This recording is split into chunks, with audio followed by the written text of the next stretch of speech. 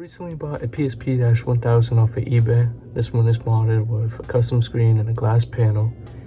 And I got him back into retro handheld gaming for the first time in about a while because I grew up on the Nintendo 3DS. And I have to say, this thing is awesome. So the PSP was originally released in 2004 by Sony. It was their first handheld device, and it went on for about a decade before being retired in 2014. The PSP has been with me for a couple days to about a couple weeks now, and it's been with me wherever I go, outside, inside, in between my college courses. And I have to say, this thing definitely has its benefits and its downsides, so that's what we're going to be covering today when we decide whether or not this thing is worth it in 2025. So the PSP, well, it's in the name. The PlayStation Portable is very portable. It's incredibly small. I would say it's about the size of your average iPhone, and the screen is pretty good too. I think it's about 5.1 inches. So, for its time, it was very compact, and I still will say it's definitely compact to this day. The only downside, it is a little bit thick. It's about 3 times as thick as a normal cell phone, but to be honest, it's not that big of an issue because you can definitely still pocket it, even with a case on, and walk around with it without any obstructions. Battery life is pretty awesome. Mine has a custom battery. You can definitely buy these off of Amazon. They're really cheap, about 10 to 20 bucks, but you can still use a stock battery. And depending on the model that you have, you can go all the way up to about 3,000 milliamp hours. Now, the biggest upside about retro handhelds like this in the modern day is how easy they are to mod, right?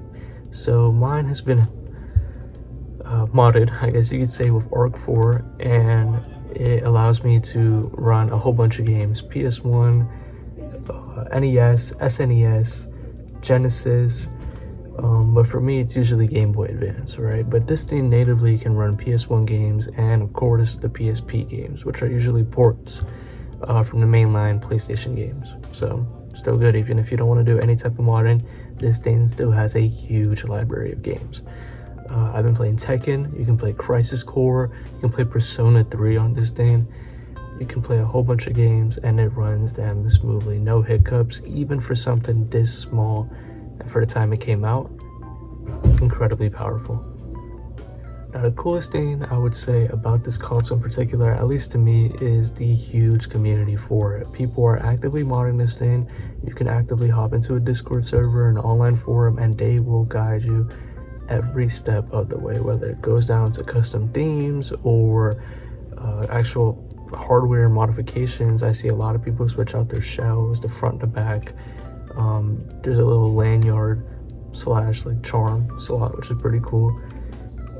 The customization on this thing is awesome, and it's definitely one of the most unique things about the PSP, especially in a day where everything is so devoid of personality. So I think this is definitely a pretty important highlight, even if it doesn't really affect the gameplay that much.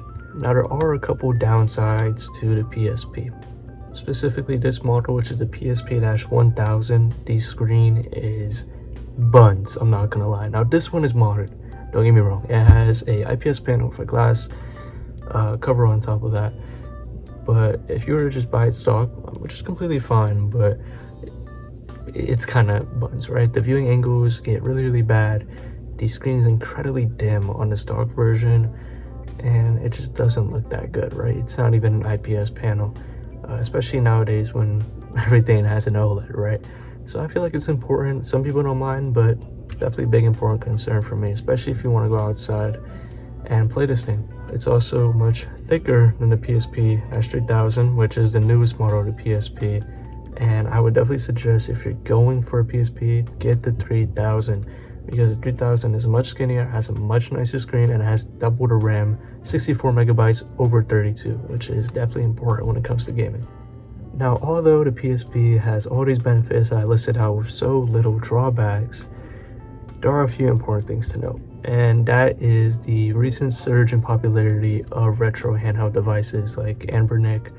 Most of these modern handhelds that are coming out are a fraction of the price of a modded PSP, while being much stronger, being able to play the same games upscaled and at higher resolutions and higher frame rates, and at the same time being more portable.